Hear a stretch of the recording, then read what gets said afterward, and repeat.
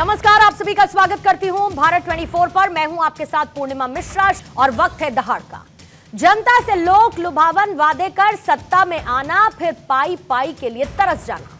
कुछ ऐसा ही हाल हिमाचल प्रदेश का हो चुका है। हिमाचल में कांग्रेस की सरकार बने महज 21 महीने हुए। 11 दिसंबर 2022 को सुक्खू ने बतौर मुख्यमंत्री शपथ ली। राहुल और प्रियंका गांधी दोनों ने हिमाचल प्रदेश में ओल्ड पेंशन स्कीम लागू करने का वादा किया। फायदा भी मिला, हिमाचल में कांग्रेस की वापसी हुई। लेकिन कल मुख्यमंत्री सुक्खू ने जो कुछ कहा वो हैरान करने वाला है। उन्होंने हिमाचल में गंभीर आर्थिक संकट की बात कहते हुए सनसनी फैला दी। सीएम सुक्खू ने इस संकट के लिए बीजेपी की जयराम सरकार को जिम्मेदार बताया। संकट से उबरने के लिए मुख्यमंत्री और मंत्रियों ने 2-2 महीने का वेतन नहीं लेने का फैसला किया। लेकिन यह सहयोग ऊंट के मुंह में जीरे जैसा होगा। 2 महीने में सीएम और मंत्री मिलकर करीब 77 लाख रुपए का योगदान कर सकेंगे, जबकि हिमाचल प्रदेश पर आज की तारीख में 87,000 करोड़ रुपए का कर्ज है। तो क्या खटाखट योजना ने फटाफट कंगाली को न्योता दे दिया है? क्या फ्रीबीज पॉलिटिक्स कर पार्टियां सत्ता हासिल तो कर लेती हैं और इसका खामियाजा राज्यों के टैक्स पेयर्स को भुगतना पड़ता है?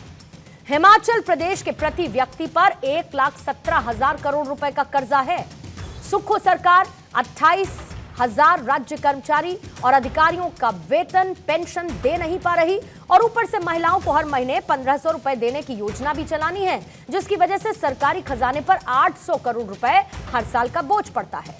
फ्री बिजली स्कीम को चलाते रहने के लिए सरकार को हर साल 18,000 करोड़ रुपए खर्च तो करने पड़ते हैं। तो ओल्ड पेंशन स्कीम लागू करने के लिए 1,000 करोड़ रुपए का अतिरिक्त भार राजस्व पर पड़ता है। दहाड़ में आज फ्री फोकट वाले संकट पर चर्चा होगी, लेकिन उससे पहले हिमाचल के आर्थिक संकट पर कैसा मचा है सियासी संग्राम, सुनिएगा। प्रदेश की वित्तीय स्थिति ठीक नहीं है और इस वित्तीय स्थिति में के लिए अगर कोई जिम्मेवार है तो पिछली भारतीय जनता पार्टी की सरकार। प्रदेश की वित्तीय स्थिति ठीक नहीं है, इसके कई कारण हैं। हम अपनी सरकारी कर्मचारियों को, अधिकारियों को, उनके बढ़ापे को सुरक्षित करना चाहते हैं।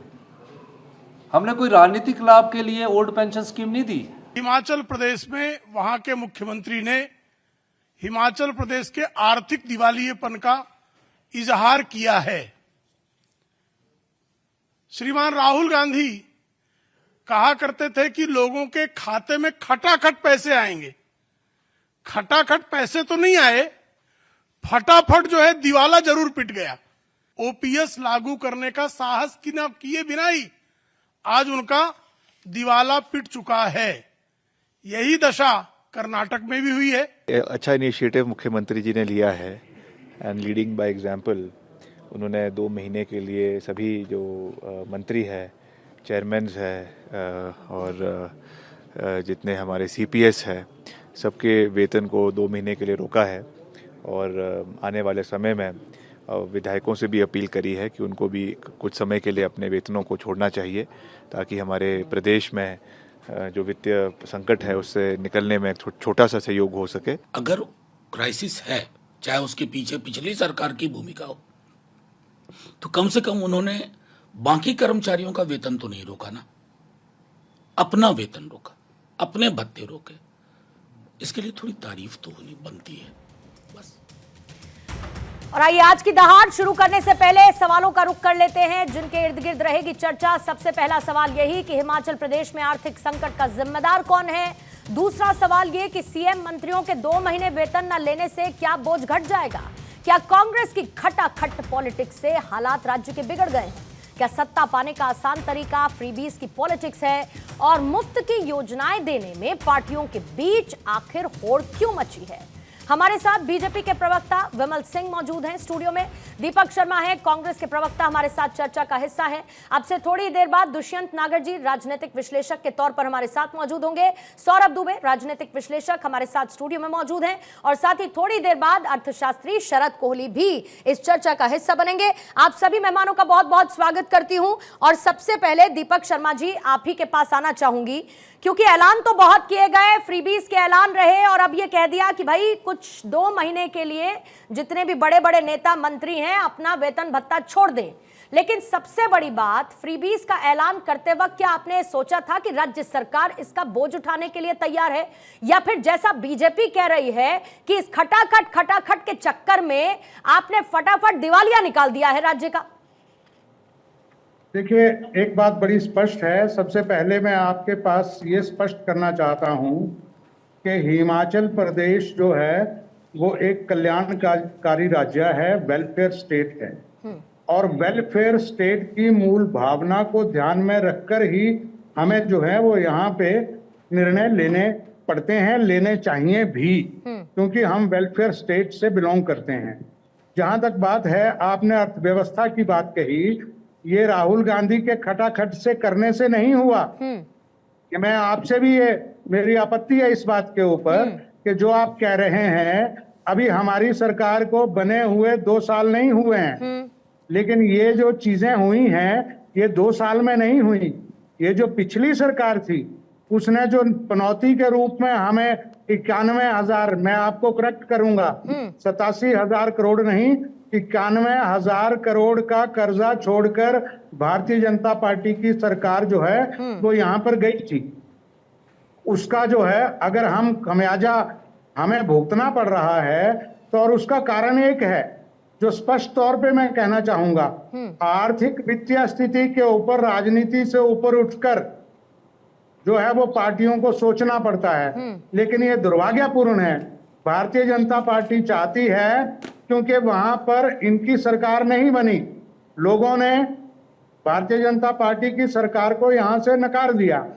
अब ये चाहते हैं कि किसी भी ढंग से सरकार को या तो विधायकों से गिराएं, वहां से नहीं गिरा पाए। इन्होंने कोशिश की हिमाचल में, लेकिन अब इनकी कोशिश है कि हिमाचल प्रदेश को वित्तीय रूप में उस स्थिति पे लाके खड़ा कर दिया जाए जिससे जो है वो पूरे देश में जो है वो ये सरकार जो है वो बदनाम हो। और ये 2 बातें इसमें दीपक जी बहुत महत्वपूर्ण आपने कही, 2 बातें आपने बहुत महत्वपूर्ण कही सर, कि एक तो आपको बीजेपी से जो पूरी लेगेसी, जिसको आप डेप्थ लेगेसी कह सकते हैं, आपको वो मिली, लेकिन शायद यही वजह है कि आपको सरकार में लेकर आई वहां की जनता, या फिर इसके पीछे की वजह यह है कि जो फ्रीबीज का आपने ऐलान किया साहब, जिसको आप कह रहे हैं कि हम समाज के लिए, हम लोगों के अनुसार सोचते हुए फैसले लेने पड़ते हैं, तो लिए आपने, सुनिए, ऐलान किया आपने, लेकिन क्या आप उसको पूरा कर पाए? सरकार तो बना ली आपने, लेकिन पूरा कर पाए क्या उन वायदों को?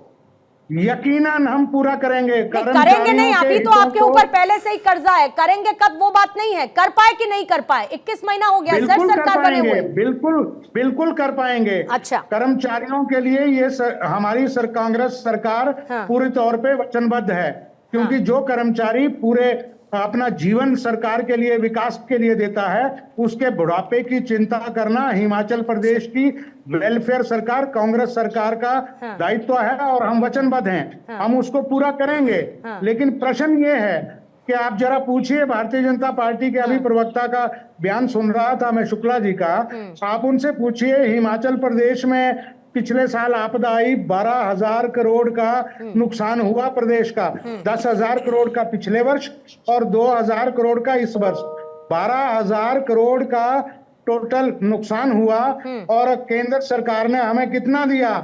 1,200 करोड़, वो भी जो हमारा बनता था दायित्व हर प्रदेश का, जो एनडीआरएफ के तहत मिलता है। कोई नहीं साहब, देखिए दूसरों की खामियां निकालना बहुत आसान होता है दीपक जी, लेकिन मैं ये मान के चलती हूँ कि जब सरकार आपकी बनी है तो सारी जिम्मेदारियां भी आपकी, अच्छी से लेके बुरी तक सारी जिम्मेदारियां आपकी हैं। लेकिन मेरा मतलब सिर्फ इतना है कि अभी जो आपने फौरी तौर पर कह दिया है इनको कि अपना 2 महीने का वेतन भत्ता ना ले, उससे क्या राज्य के हालात सुधर जाएंगे? 2025 का जो आपका कर्ज का प्रेडिक्शन है कि इतने कर्ज में आप डूब जाएंगे, क्या उसको लेकर आपके पास कोई स्ट्रैटेजिक प्लानिंग है क्या? विमल सिंह भी हमारे साथ हैं, बीजेपी के प्रवक्ता। विमल जी, मैं सिर्फ हिमाचल की बात नहीं करूंगी, चलिए मैं पहले अरुणाचल पर आ जाती हूं, क्योंकि टॉप में तो अरुणाचल है, कर्ज के बोझ तले दबा हुआ है। हिमाचल पर बात कर लेते हैं। ठीक है, हिमाचल तो कह रहा है और अपनी तरफ से सरकार कदम उठा रही है कि 2 महीने के लिए वेतन भत्ता छोड़ दें वहां के कर्मचारी, और आगे भी बढ़ाएंगे। लेकिन ये जो अलग अलग राज्य इस अंडर डेप्थ के जाल में फंसते जा रहे हैं, जिसमें अरुणाचल टॉप पर है, बीजेपी इसको लेकर क्या कहेगी? क्योंकि विपक्ष सीधे यह कहता है कि अगर फ्रीबीज कल्चर की बात करनी है तो पहले बीजेपी से सवाल पूछो।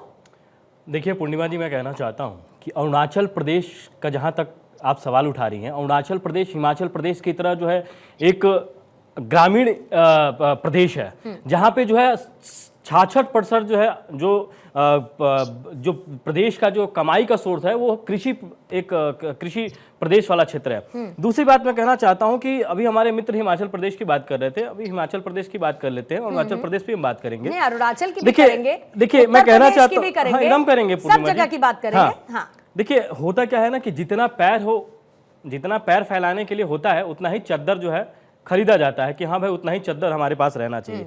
अब दिक्कत ये है कि इन्होंने क्या किया कि इन्होंने जो है चुनाव के समय में तो वादे तो कर दिए, फ्री बीज का वादा कर दिया इन्होंने। चाहे मैं बात करूं कि महिलाओं को जो है प्रत्येक महीने में महिलाओं को 1500 रुपए खाते में डालेंगे, जो अभी नहीं दे पाए। हाँ, जो नहीं दे पाए। 21 महीने हो गया इनका सरकार चलाते हुए। इन्होंने कहा था कि जो है प्रत्येक घर में 12 लाख लोगों को जो हम 300 यूनिट तक जो है बिजली फ्री देंगे, वो भी कम कर दिया। नहीं, जो पहले मिलता था वो भी कम कर दिया। इन्होंने बोला था 145 यूनिट जो भारतीय जनता पार्टी की जो सरकार थी तब हम दे रहे थे, उसको भी उन्होंने कम कर दिया। तीसरी चीज उन्होंने कहा कि 5 लाख युवाओं को हम रोजगार देंगे। एक भी अभी तक रोजगार का उन्होंने अवसर जो है अभी तक प्रदान नहीं किया हिमाचल प्रदेश में। इन्होंने कहा था 680 करोड़ का जो हम स्टार्टअप देंगे हिमाचल प्रदेश के अंदर, अभी तक इन्होंने पूरा नहीं किया। इन्होंने कहा कि जो है हर विधानसभा के अंदर हम 4 इंग्लिश मीडियम स्कूल खोलेंगे। एक भी स्कूल का इनॉग्रेशन जो है 2 सालों के अंदर नहीं हुआ है। दूसरी चीज मैं कहना चाहता हूं, एक छोटे से एग्जाम्पल के जरिए अपने जो हमारे भारत 24 के हमारे दर्शक हैं वो समझ जाएंगे। छोटे से जो एग्जाम्पल है, देखिए हिमाचल प्रदेश को अगर मान लीजिए हिमाचल प्रदेश के पास अगर 100 रुपए है, अगर सरकार के पास 100 रुपए है, तो सोचिए 25 रुपए वेतन में जाता है, उस महीने का 25 रुपए वेतन में जाता है, 17 रुपए पेंशन में जाता है, 11 रुपए जो है सरकार जो है ब्याज चुकाने में जो है खर्च करती है, 9 रुपए जो है कर्जा चुकाने में सरकार खर्च करती है, और 10 रुपए जो है अनुदान में खर्चा करती है।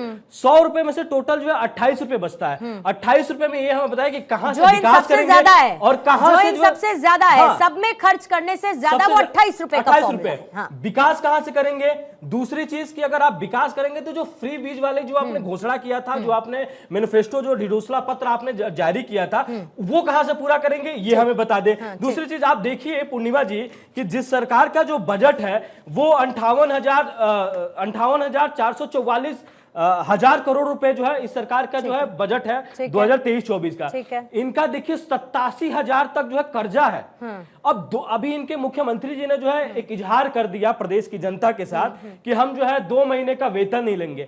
आपने जो है अपने साथ अपने कैबिनेट मंत्री के साथ अपने प्रमुख सचिव का आपने बोला है कि 2 महीने तक हम वेतन नहीं लेंगे। टोटल अगर देखा जाए, टोटल अगर पूर्णिमा जी देखा जाए तो ये 77 लाख रुपए होता है। जहां पे कर्जा जो प्रदेश का है वो 87,000 करोड़ रुपए है, और 77 लाख रुपए ये अगर मान लीजिए कि अपना वेतन नहीं लेते तो कहां से चुका पाएंगे? ठीक है, आपकी मैं बात बिल्कुल मानती हूं, और आप हिमाचल के आंकड़े रख दीजिए साहब, लेकिन फिर अगर मैं उत्तर प्रदेश के आंकड़े रखूंगी, राजस्थान के मैं आंकड़े चलिए रख देती हूं। राजस्थान के ऊपर अभी कितना कर्जा है जरा बता पाएंगे? जी मैं कितना बता पाएंगे? 40.5% है आपका जीएसडीपी का, 40.5%। ये मैंने सिर्फ राजस्थान की बात की है, इसके अलावा बीजेपी के बहुत सारे शासित राज्य हैं। मेरा कहने का इतना सब मतलब है कि ये जो फ्रीबीज का कल्चर है ये राज्यों को कहीं ना कहीं इस डेब्ट ट्रैप में फंसा रहा है, और ये अमूमन हर एक राज्य के हालात हैं लगभग। तो इसकी कोई तो स्ट्रैटेजिक प्लानिंग आने वाले वक्त में होनी चाहिए। शरद कौली जी इस वक्त मेरे साथ जुड़े हुए हैं, उसके बाद सौरभ जी आपके पास आती हूं, और दुष्यंत जी का भी मुझे इंतजार है उनके जुड़ने का। लेकिन शरद कौली साहब, पूरे देश के पर्सपेक्टिव में, राज्यों के पर्सपेक्टिव में, और इससे पहले मैं जरूर श्रीलंका की बात करूंगी, क्योंकि श्रीलंका में जिस तरीके के हालात पनपे, हम सब ने इस बात की चर्चा की कि अगर श्रीलंका को किसी ने डुबोया तो उसके कर्ज के जाल ने उसको डुबोया। भारत के पर्सपेक्टिव में जब हम फ्री बीज की बात करते हैं वो इसीलिए जरूरी हो जाती है क्योंकि चुनाव जीतना है। अब चुनाव तो जीत गए, ऐलान भी कर दिया, लेकिन ठन गोपाल पैसा है नहीं, तो फिर करेंगे क्या? कर्जा लेंगे, कर्जा बढ़ता जाएगा, और देश जिसको हम कहते हैं कि आने वाले वक्त में इकोनॉमिक लिहाज से मजबूत बनेगा, वो तो कर्जे के जाल तले दबा हुआ है। नमस्कार पूर्णिमा नमस्कार और सर। मेरे फेलो पैनलिस्ट को नमस्कार और भारत 24 के सभी दर्शकों को मेरा अभिनंदन। बहुत बढ़िया आपने बात कही और मैं ये कहना चाहूंगा कि जो सत्ता सिर्फ हथियाना चाहते हैं, प्रशंसा करना चाहूंगा कि आप जनता को इस चीज के लिए जागरूक कर रहे हैं, क्योंकि ज्यादातर जनता इस बात को नहीं जानती कि जो शॉर्ट टर्म वादे आपसे किए जाते हैं, ये 1500 रुपए आपके अकाउंट में डालना, ये आपको लिए बिजली फ्री करना, ये आपके आने वाली पुश्तों के लिए ये नुकसान करने वाला है। कैसे करने वाला है मैं अर्थशास्त्र की दृष्टि से बता देता हूं। अब हमने जैसे उदाहरण के तौर पे ओपीएस ले लें हम। अब ओपीएस का वादा करके हिमाचल में इलेक्शन, मुझे याद है मैंने बहुत सारे टीवी चैनल्स पे डिबेट करी थी, तो एक अंग्रेजी में कहावत होती है Purnima, good politics is bad economics and good economics is bad politics. तो यहाँ पर गुड पॉलिटिक्स और बैड इकोनॉमिक्स का प्रिंसिपल फॉलो किया जाता है। ज्यादातर राज्यों में सत्ता हथियाना के लिए बहुत बड़ी बड़ी अनाउंसमेंट्स करी जाती हैं और ये नहीं देखा जाता कि इसका बाद में क्या असर होगा। बाद में असर ये होगा कि आपको अपनी तनख्वाह, मंत्रिमंडल को, हालांकि वो एक सूचक के तौर पे है, चलो भाई एक जेस्चर कर दिया दिखाने के लिए कि देखिए हम अपनी तनख्वाह छोड़ रहे हैं, बजाय आपकी रोकने के बजाय। शरद जी बस इसमें एक बात ऐड कर रही हूँ, इसमें बस एक बात ऐड कर रही हूँ, ये नहीं कहा है कि आप छोड़ दीजिए, ये कहा है फिलहाल के लिए छोड़ दीजिए, आगे देख लेंगे हालात सुधरेंगे तो। अब आगे हालात सुधरेंगे तब उसके बाद देंगे, तो वो भी तो बोझ ही हुआ ना। और मैं बिल्कुल ठीक कहा आपने पूर्णिमा। हम इसको मैक्रो पर्सपेक्टिव में देखें। देखिए आप, मैं दर्शकों की जानकारी के लिए बता देता हूं, एक fiscal responsibility budget management act बना हुआ है जिसको हम FRBM कहते हैं। उसके अंतर्गत राज्यों को जो कर्ज लेने की कैपेसिटी है वो 25% नहीं होनी चाहिए। और हाल की जो फाइनेंस कमीशन आई उसने तो कहा इसको आप 20% करिए। और कहा अभी हम 91,000 करोड़ का हिमाचल के ऊपर पूरा का पूरा कर्ज है। 2 लाख करोड़ से थोड़ी सी ज्यादा उनकी GSDP है। तो इसका मतलब करीब करीब 40% से भी थोड़ा ज्यादा इस समय कर्ज पहुंच चुका है। तो देखिए कहां 20% जो FRBM में लिस्टेड है और कहां जाके 40%। पंजाब जैसे राज्य पे तो 50% है। अरुणाचल की भी अभी आप बात कर रहे थे। तो मुझे लगता है जनता को इसमें जागरूक होना पड़ेगा, क्योंकि जनता अगर ये समझेगी, और मैं बताऊं जी OPS का प्रभाव क्या होगा अगर आप जानना चाहते हैं, ठीक है। हमारे माननीय प्रवक्ता ने कहा कि भाई हम ध्यान रखते हैं जिन्होंने सारी उम्र सरकारी काम किया है, तो मैं उनसे पूछना चाहूंगा कि जो निजी क्षेत्र में उनके राज्य में रोज रहते हैं लोग रहते हैं, उन्होंने क्या बिगाड़ा है? आप उनके लिए भी पेंशन शुरू करिए। क्यों नहीं करते आप उनके लिए? ज्यादा लोग तो निजी क्षेत्र में काम करते हैं। आपको पेंशन मिलती है? मैं पूछूंगा पूर्णिमा, आपको पेंशन मिलेगी? नहीं साहब, नहीं मिलेगी। मुझे बिल्कुल नहीं मिलेगी। मुझे कोई पेंशन नहीं देने वाला। और मैं, मुझे पूरा करने दीजिए पूर्णिमा। OPS की वजह से ये होगा, और बहुत कम लोग जानते हैं कि आने वाली जनरेशंस को सरकारी नौकरी मिलने में दिक्कत होगी, क्योंकि जो भी रिसोर्सेज होंगे वो सारे के सारे पेंशन में चले जाएंगे। और सबसे बड़ी बात, हिमाचल का विकास, बेतहाशा बारिश हो रही है हिमाचल में पूर्णिमा, और जो भूस्खलन हो रहा है, जो नुकसान हो रहा है, क्या सरकार के पास आज पैसा है उसको रीबिल्ड करने के लिए, उसको दोबारा बनाने के लिए? इसका जवाब है ना। तो आप देखिए कि कहां जाके क्षति पहुंच रही है। एक छोटी सी बिजली का मुफ्त बिल आपको कहां जाके मार रहा है। मुझे लग रहा है लोगों को यह समझना होगा, जनता को, वोटर्स को जागरूक होना होगा कि आप इसकी कीमत एक हाथ से दे। पॉइंट टेकन शरद कौले साहब। और इसके साथ साथ बीजेपी तो ये भी कहती है कि भाई क्योंकि हिमाचल जिस तरीके का उसका आकार है उसके हिसाब से उसको औद्योगिक निवेश बहुत ज्यादा मिल चुका है, लेकिन क्योंकि उनका नीतिगत फेलियर है इस वजह से वो उसको भी नहीं मैनेज कर पा रहे हैं। दीपक जी से इसका जवाब लूंगी जिसको जो अभी शरद कोहली जी ने उठाया, लेकिन उससे पहले सौरभ दुबे मैं आपके पास आना चाहूंगी, क्योंकि मुफ्त की योजनाएं देने में, और आपको याद होगा उसमें कोर्ट की सख्त टिप्पणियां, फ्रीबीज, रेवड़िया कल्चर, ये हम सब जानते हैं कि अमूमन हर राज्य में इसी तरीके के हालात हैं कि आप चुनाव से पहले ऐलान कर दीजिए हम ये देंगे ये देंगे ये देंगे, आपको आधी आबादी को साधना है, आप उनके लिए ऐलान कर दीजिए, आप किसानों के लिए ऐलान कर दीजिए, सब्सिडी, सब कुछ आप कर दीजिए, लेकिन कुल मिलाकर पैसा कहाँ है? और हिमाचल प्रदेश जो जिसका जिक्र भी शरद जी कर रहे थे, अब तो वो डेप लेने की कैपेसिटी को भी एग्जॉस्ट कर चुका है। मतलब अब वो इससे ज्यादा कर्ज ले नहीं पाएगा, वो उस कैपेसिटी को भी वो एग्जॉस्ट कर चुका है। तो ये कल्चर इतना ज्यादा खराब है कि आपकी ओवरऑल इकोनॉमी को ये खराब कर रहा है। बिल्कुल पूर्णिमा जी, देखिए एक शेर है दुष्यंत कुमार का कि कहां तो तय था चिराग हर एक घर के लिए और कहां चिराग मयस्सर नहीं पूरे शहर के लिए। तो आप हर एक घर में चिराग बांटने चले थे, आज पूरे शहर के लिए एक चिराग आपके लिए जो है वो जुटा पाना मुश्किल हो रहा है। देखिए ये जो विषय है जिस पर आज डिबेट हो रही है ये बहुत गंभीर विषय है। बहुत गंभीर इसलिए है कि जो हमारी आने वाली पीढ़ी है, अगर हम इस तरह का दुष्परिणाम हम देख रहे हैं फ्री बीज के कारण जो है, तो आने वाली पीढ़ी कहां पर जाएगी, यह देश कहां पर जाएगा। देखिए अभी प्रांतों में अगर हम बांट के देखें कि हिमाचल प्रदेश, अरुणाचल प्रदेश, राजस्थान, उत्तर प्रदेश, अभी विषय ये है कि अगर हम फ्री बीज पर लगाम नहीं लगाते, सुप्रीम कोर्ट ने तो अपना दायित्व पूरा कर दिया था। सुप्रीम कोर्ट ने तो स्पष्ट कर दिया था चुनाव के पहले कि आप कोई भी ऐसा वादा नहीं करेंगे जो वहां पर जनता के साथ धोखा हो और सरकारी आंकड़ों में जो है वो फेल हो जाए। बावजूद उसके राजनीतिक पार्टियों ने किया, क्योंकि सत्ता इतनी ज्यादा हावी हो गई है, राजनीतिक पार्टियों के लिए सत्ता इतना ज्यादा महत्व रखती है कि जो प्रदेश की जनता है, जो देश की जनता है, वो उनको ये बताइए, ओपीएस की बात कर रहे हैं। अब ओपीएस की अगर स्वर्गीय अटल बिहारी वाजपेयी जी ने, वो कितनी दूरदृष्टि थी उनकी, अगर उन्होंने कोई निर्णय लिया राजनीतिक, क्योंकि वो ऐसे व्यक्ति थे कि अगर एक वोट से सरकार गिरती है तो गिर जाने दो, कोई समस्या नहीं है, तो उन्होंने ओपीएस पे अगर निर्णय कोई लिया तो वो जनता के फायदे के लिए लिया था, देश के फायदे के लिए लिया था, हमारी आने वाली पीढ़ियों के फायदे के लिए लिया था, ताकि देश में कभी घाटा ना हो, राज्यों को कभी घाटे में कोई राज्य आर्थिक रूप से जो है ना डूब जाए। और वही स्थिति आज हमको देखने को हिमाचल प्रदेश में मिल रही है। 87,500 करोड़ के आसपास का लगभग जो है 1000 करोड़ के आसपास जो है अब घाटे में चल रहे हैं। अभी 2-3 महीने बाद ये 94,000 के आसपास जो 94,000 करोड़ के आसपास का आंकड़ा आ जाएगा। इतना बड़ा कर्ज में अगर आप डूबने जा रहे हैं, उस पर आप ऐसे जो है दिखाने के लिए मच्छर, मतलब टोटल अगर आप इनकम निकालेंगे ना कि अगर सारे विधायकों का वेतन काट लिया जाए 2 महीनों का, मंत्रियों का काट लिया जाए, जो वहां पे निगम के चेयरमैन है उनका काट लिया जाए, तो भी वो 1 करोड़ के आसपास का आंकड़ा नहीं होता है। मतलब आप देखिए कि आप जले पे नमक छिड़कने का काम कर रहे हैं, क्योंकि राजनेता जो होते हैं वो तो ऑलरेडी बहुत मजबूत होते हैं पृष्ठभूमि से। और अगर आपको वाकई में उदाहरण पेश करना था, अगर वाकई में, तो आप अपनी स्कीमों को ये साफ साफ कहते हैं कि अभी वर्तमान में स्कीम हम नहीं दे पाएंगे। क्यों? क्योंकि आप ये देखिए कि जो सब्सिडी बिजली पे दे रहा है, मात्र बिजली की सब्सिडी से 19,800 करोड़ जो है वो लागत आपके ऊपर आ रही है। वो कहां से लेकर के आएंगे आप? आप क्या चीज बेच करके लाएंगे? आप बताइए। जब आपके राज्य का उतना वित्तीय बजट नहीं है, उससे ज्यादा आप घाटे में जा रहे हैं, तो ये तो बहुत ही ज्यादा चिंताजनक विषय हो गया है। और जिस प्रकार से जो है सीएम साहब वहां पर उन्होंने एक बात को रखा, और दूसरी तरफ जो है वो आप अरुणाचल प्रदेश की बात कह रही हैं, तो अरुणाचल प्रदेश में भी स्थिति लगभग जो है वो वैसे ही है। लेकिन चूंकि ये पहाड़ी राज्य है, यहाँ पर कभी भी प्राकृतिक आपदा हो सकती है। सुनिए, इसीलिए इनके पास रिजर्व होना भी जरूरी है, रिजर्व भी होना चाहिए इनके पास। और उस रिजर्व बजट का जो है वो, क्योंकि यहाँ की जनता देखिए, अभी जिस प्रकार से उत्तराखंड में हमने देखा भूस्खलन हो रहा है, हिमाचल प्रदेश में देखा भूस्खलन हो रहा है, भाई केंद्र से तो आपको मदद करेगा और करना चाहिए केंद्र सरकार को तो, लेकिन आपके पास जो रिजर्व का बजट है वो ना होने के साथ साथ आपके पास राजनीतिक जो आपका वित्तीय बजट है वो इतने घाटे में है कि आप तनख्वाह देने के लायक नहीं रहेंगे। और जब तनख्वाह नहीं देंगे, तो मुझे याद है उत्तर प्रदेश में जो शिक्षक थे पहले, उनकी तनख्वाह आती थी 4-4, 5-5 महीने में। आपको याद होगा पूर्णिमा जी? हम जो है उसमें जो है 4 महीने 5 महीने में जाकर के जो सरकारी मास्टर होते थे उनकी तनख्वाह आती थी।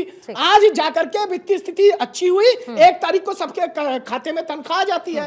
तो जनता के हित में जो कार्य है, जो प्रदेश के हित में कार्य है, वो सभी सरकारों को सोचना चाहिए। इसलिए दीपक जी से मेरा निवेदन है, जो अपनी गलती है उसको स्वीकार करें, और राजनीतिक यहाँ पर जो है दीपक जी, अगर आप कहते हैं डेप लेगेसी की बात, आपने कहा कि भाई बीजेपी की सरकार ने हमें इतना कर्जा दे दिया, हम तो उसको ढोकर चल रहे हैं, तो यहाँ तो विमल सिंह जी, उनसे मैंने राजस्थान का सवाल पूछ लिया, तो वो भी कह सकते हैं कि राजस्थान में आपने इतना कर्जा दे दिया, ढोकर हम चल रहे हैं, करेंगे, इसको सुधारेंगे।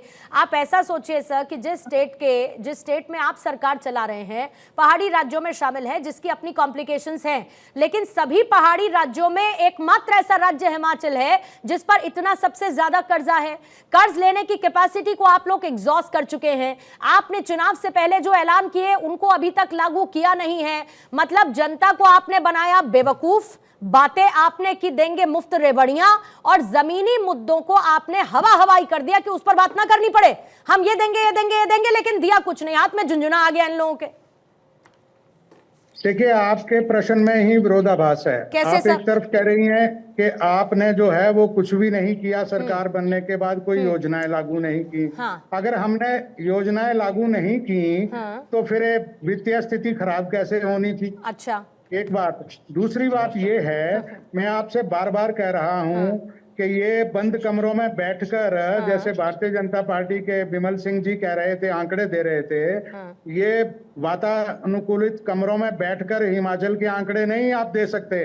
आप उसके लिए हिमाचल प्रदेश की पूरी भौगोलिक स्थिति को देखकर जो है वो वहां पहले आना पड़ेगा। धूप में निकलो, घटाओं में नहाकर देखो, जिंदगी क्या है किताबों को हटाकर देखो। आप इन आंकड़ों से बाहर आकर पहले हिमाचल का जीवन देखिए कि हमारे बीच में किस तरह का जीवन है। उस जीवन में लोगों की सुरक्षा के लिए मैं एक अहम प्रश्न आपके बीच रखा था कि भारतीय जनता पार्टी की केंद्र सरकार ने हमारा अभी तक जीएसटी का लगभग 3,000 करोड़ रुपया नहीं दिया। हमारे हर बजट को इन्होंने जो है वो कट कर दिया है, उसमें कम पैसा दिया जा रहा है। हमारे इन्होंने जो मैंने कहा 12,000 करोड़ का नुकसान हमारा हुआ, लेकिन इन्होंने 1,200 करोड़ दिया। आप क्या ये बात भी इनसे पूछिए कि क्या हिमाचल प्रदेश का जो है वो देश का हिस्सा नहीं है? इनसे मैं ये सवाल ले लेती हूँ, इनसे मैं ये जवाब ले लेती हूँ, लेकिन ये बताइए कि जब आपने महिलाओं को 1,500 रुपए हर महीने देने का वायदा किया था, तो उसके हिसाब से 800 करोड़ रुपए सालाना हुआ, आपने रिजर्व में रखा था क्या? ओल्ड पेंशन स्कीम का जब आपने वादा किया उसके लिए 1,000 करोड़ रुपए सालाना लगना था, आपने उसको क्या रिजर्व में रखा? 300 यूनिट फ्री बिजली जिसकी आपने बात की, 18,000 करोड़ रुपए उस पर खर्च होना था, आपने उसको रिजर्व में रखा क्या? ये सब आपका रिजर्व में था साहब, या आप केंद्र सरकार की तरफ टकटकी लगाए देख रहे थे कि चुनाव तो हमने जीता, वादे हमने किए, लेकिन पैसा आप दे दीजिए?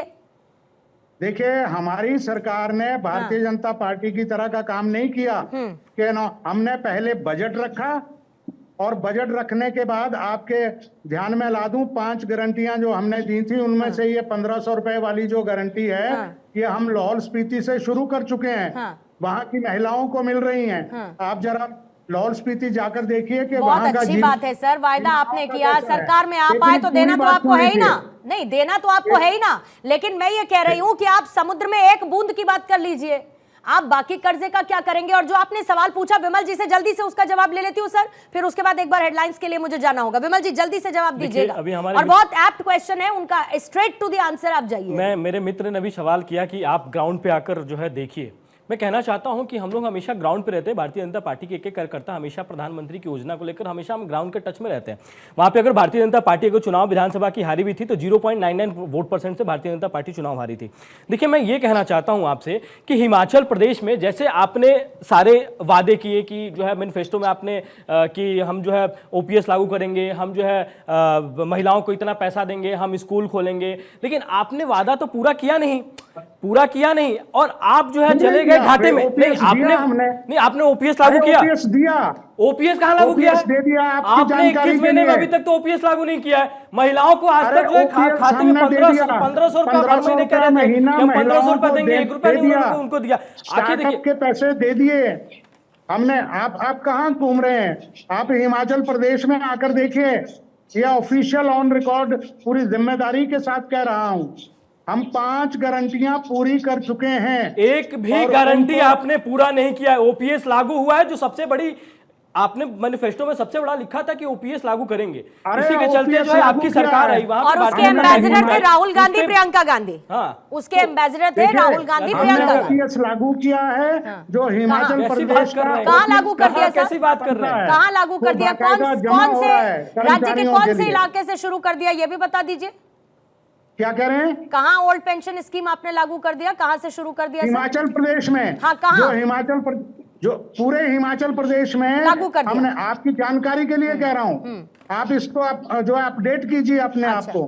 हमने हिमाचल प्रदेश में OPS पहली कैबिनेट में क्लियर करके, और जो झूठ बोल रहे हैं पूर्णिमा जी, OPS अभी लागू ही नहीं किया गया। अगर OPS लागू किया जाता तो ये 87,000 करोड़ नहीं जाते, ये कम से कम 1.5 लाख उससे ऊपर जो है ये चले जाते। कैसी बात कर रहे हैं? वो हमने जमा किया है, वो उनका जमा है जो हमारा हिस्सा, स्टेट का हिस्सा बनता है, हमने उसको लागू किया है। आप ये नहीं कह सकते कि हमने लागू नहीं किया है, और आधा अधूरा नहीं, पूरी जो हमारी कमिटमेंट थी उसी। चलिए, मैं आपकी ये बात मान भी लेती हूँ विमल जी, मैं मान लेती हूँ, चलिए मैं मान लेती हूँ। हाँ, जल्दी से 10 सेकंड में करिएगा, फिर हेडलाइंस। प्रदेश, आप मुझे बताइए मेरे मित्र कि प्रदेश का जो बजट है 2023-24 को कितना है? आपका आंकड़ा हिमाचल ऑफिस से मैं निकाल लेता हूं, बजट कितना है लगभग मध्य प्रदेश? 58,000 करोड़ रुपया। अच्छा, इसमें से टोटल खर्चा कितना हो जाता है? टोटल खर्च हमारा जो है, अगर हम पूरा कर्ज जो आपने पिछली सरकार में लिया है, जो पिछली सरकार में, आप बताइए उसको टोटल जोड़ खर्च लीजिए आप अपने कितना, बीच में। प्रदेश का साल का टोटल खर्च आप कितना कर लेते हैं? पिछली सरकार ने लगभग 31,000 करोड़ रुपए का भारतीय जनता पार्टी ने कर्ज लिया है। ये आपकी 5 साल की सरकार 58,000 में। करोड़ का टोटल आपका बजट है।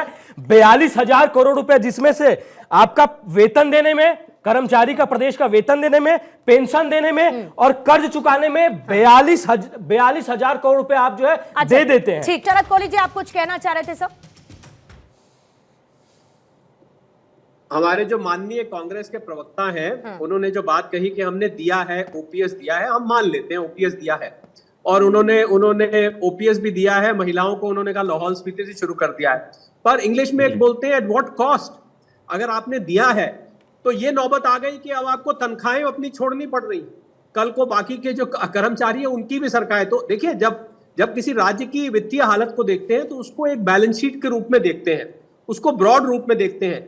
क्या इसके देने की वजह से, मेरा प्रश्न आपसे ये था कि क्या इसके देने की वजह से किसी विकास की परियोजना पर असर पड़ा है, मेरा पहला सवाल। दूसरा सवाल, क्या आप कर्मचारियों का वेतन नियमित रूप से दे पाएंगे, मेरा दूसरा सवाल। तीसरा सवाल, क्या आप देश जो विकास की योजनाएं हिमाचल आने वाले 2-3 साल में करने वाला है, और जो क्षति बारिश से, मानसून से पहुंची है, क्या उस क्षति की भरपाई हो पाएगी? क्योंकि हालत तो यह है कि फंड्स है ही नहीं, तो आपने ये तो दे दिया। वही तो मैं कह रहा हूं कि लोगों को एक हाथ से 10 रुपए दिए जाते हैं और दूसरे हाथ से उनके 100 रुपए का नुकसान हो जाता है। मैं यही आपको जो आप कह रहे हैं, मैं इसी पॉइंट को आगे लेके चलना चाहता था कि आपने कहा मैंने दिया, हमने मान लिया दिया आपने, हालांकि दिया या नहीं दिया ये कंटेस्टेबल इशू है, पर हमने मान लिया। पर उसकी कीमत हिमाचल के लोगों को पूर्णिमा क्या देनी पड़ी, क्या ये एक बड़ा सवाल नहीं है? अगर दिया भी है तो। बिल्कुल सर, दीपक जी इसका जवाब देंगे, और क्योंकि वो जो दिया नहीं दिया उसकी बात हो रही है, दीपक जी अपना जवाब दीजिएगा बस, क्योंकि आपने ओपीएस का जिक्र किया था, ओपीएस का साहब आपने जिक्र किया था, ओपीएस की बात पर आप बिल्कुल उसको आप लागू करने को लेकर आप ठीक है, लेकिन हाँ पैसा रिलीज तो जब होगा तब होगा, वो बात की बात है। अब अपनी बात को दीपक जी पूरा कीजिएगा। देखिए कोहली साहब, मैं पूरी जिम्मेदारी के साथ ऑन रिकॉर्ड कर रहा हूं कि हमने इसको दिया। मैं आपकी बहुत सी बातों से सहमत हूं, लेकिन मैं एक बात जोड़ना चाहता हूं, क्योंकि आप अर्थशास्त्री हैं और निस्संदेह आप जैसे गुणी लोगों के पूरे देश में ऐसे राज्यों को जरूरत है कि वो लोग आकर देखें। मैं आपके पास ये जोड़ना चाहता हूं, जो हमारी सरकार करने जा रही है, जो ये आज बाबेला हो रहा है कि हमारे लोगों ने 2 महीने के लिए अपना वेतन जो है वो विलंबित कर दिया, लेकिन ये एक भावना है, ये एक सिर्फ हमारी मूल भावना है प्रदेश को बताने की कि हम कितने गंभीर हैं, ये हमारी गंभीरता को दर्शाता है। दूसरी बात ये कि हिमाचल प्रदेश के पास अपने संसाधन जुटाकर 50,000 करोड़ रुपया सालाना आमदन करने की क्षमता है, जिस ओर ये सरकार काम कर रही है। और निसंदेह दीपक जी, आप भी आएंगे, मैं आपको तीसरे वर्ष बुलाऊंगा कि आप आएं और देखें कि हिमाचल प्रदेश ने अपने पैरों पर खड़े होना जल्दी से कैसे देश को सिखाया है। दीपक जी ये बहुत अच्छी बात है, दीपक जी ये बहुत अच्छी बात है कि आप जिस नियत की बात कर रहे हैं साहब, मुझे बाकी मेहमानों के पास भी दीपक जी जाना है, क्योंकि जल्दी से 10 सेकंड में फिनिश कीजिए। 1 मिनट का समय चाहिए आपसे।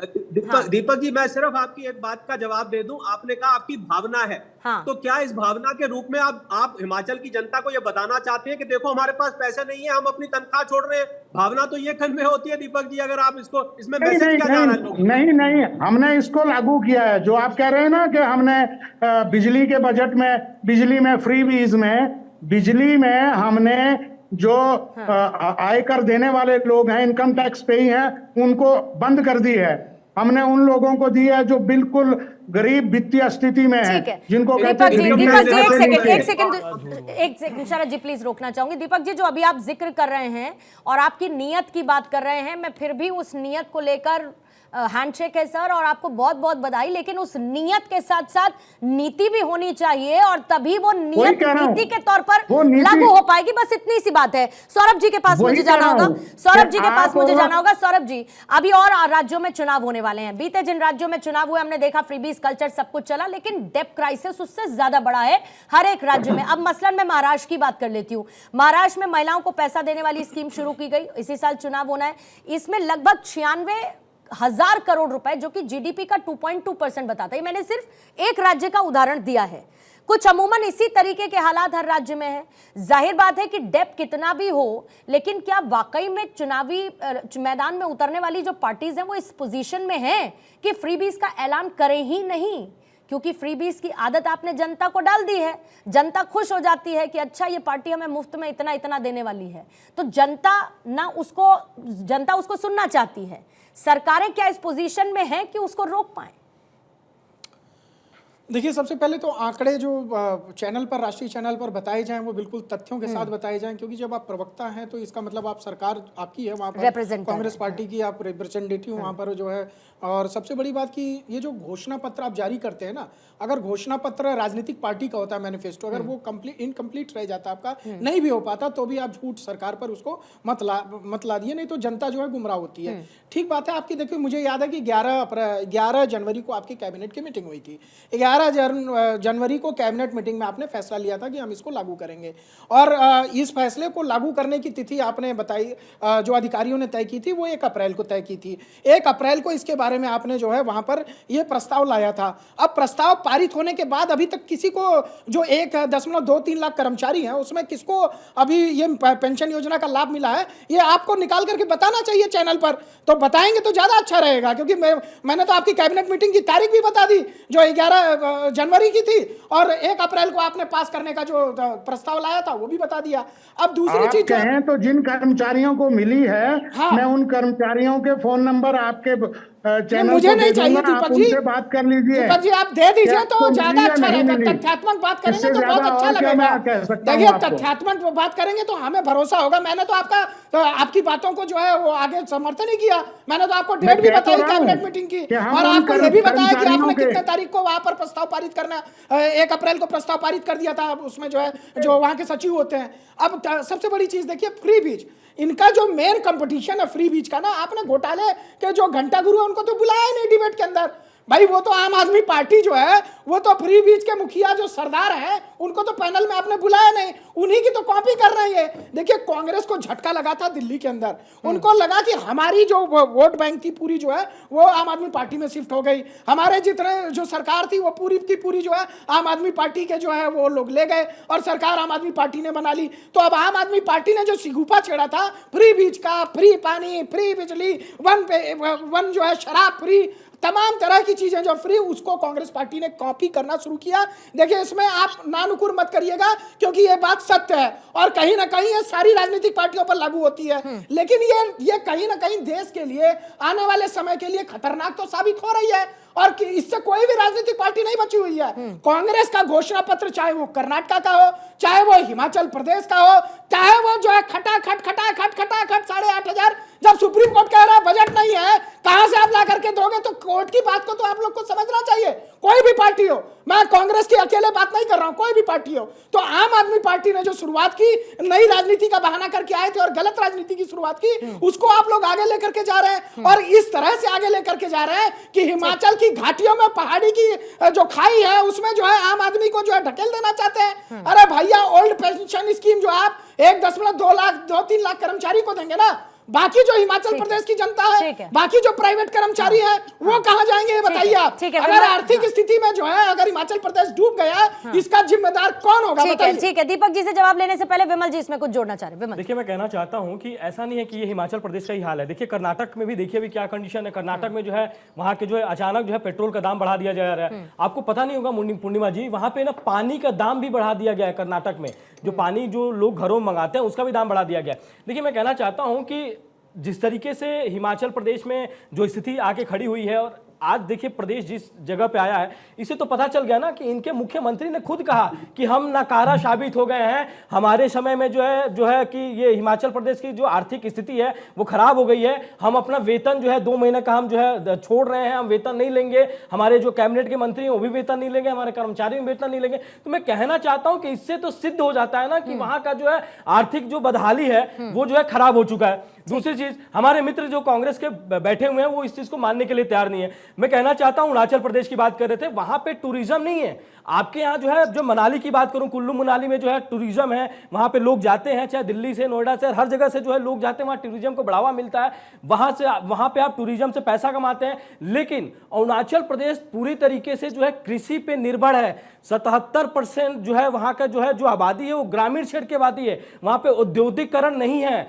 तीसरी चीज मैं कहना चाहता हूं कि आज देख लीजिए, चाहे कोई भी राज्य हो जहां पे भारतीय जनता पार्टी शासित राज्य है, वहां पे आप देखिए क्या भारतीय जनता पार्टी, अगर ऐसा है क्या कि भारतीय जनता पार्टी के चाहे मुख्यमंत्री या भारतीय जनता पार्टी का कोई भी नेता इसने कहा कि हम जो है यहाँ पे छोड़ रहे हैं। मैं ये कहना चाहता हूं कि हिमाचल प्रदेश में जो स्थिति दयनीय हुई है वो सिर्फ इसलिए हुई है क्योंकि आपने जो है जो फ्री वीज का जो भंडारा किया है प्रदेश के अंदर, वो उसके वजह से जो है आप जो है नकारा साबित हुए। आप जिस तरीके से मान लीजिए कि आपने कहा कि ओपीएस लागू कर देंगे या किए हैं, नहीं, वो कर दिया है, रिलीज पेमेंट नहीं ओपीएस क्या, लेकिन आपने पेमेंट तो किया नहीं ना। अगर आप पेमेंट करते हैं, पूर्णिमा जी सोचिए, लगभग ये आंकड़ा, हो सकता है कि मैं गलत हूं, लगभग ये 1000 करोड़ का प्लस करोड़ का जो है ये आंकड़ा हो जाएगा साल का। मैं ये कहना चाहता हूं कि आप सोचिए फिर उसका स्थिति क्या होगा, उस प्रदेश की स्थिति क्या होगी। एक साल बाद जो है 1 लाख प्लस का ये आरबीआई का रिपोर्ट बताता है कि एक साल बाद जो है, अभी मार्च में जब वित्तीय सेशन होगा 2024-25 में, उस समय जो हिमाचल प्रदेश का जो आंकड़ा होगा वो 1 लाख। दीपक जी के पास बहुत कुछ है जवाब देने के लिए, लेकिन शरद कोहली जी आपके पास आती हूँ, अपनी बात को जारी रखिएगा जो आप कहना चाहते हैं। लेकिन मैं फिर आती हूँ इसी सवाल पर, मूल सवाल पर, क्या ये जितनी पॉलिटिकल पार्टीज हैं ये बैठकर तय नहीं कर सकती, खासतौर से जब कोर्ट ये कह चुका है कि भाई ये रेवड़ी कल्चर नहीं चलेगा, कि हम ये तय कर लें कि हम मुफ्त की रेवड़ियों की बात ही नहीं करेंगे। जब हम राष्ट्र प्रथम की बात करते हैं, हम ये कहते हैं कि हमें अपनी अर्थव्यवस्था को मजबूत करना है, तो एक कदम तुम एक कदम हम मिलकर बढ़ाते हैं और अर्थव्यवस्था का बंटाधार करने से रोक देते हैं फ्रीबीज को रोकने के साथ।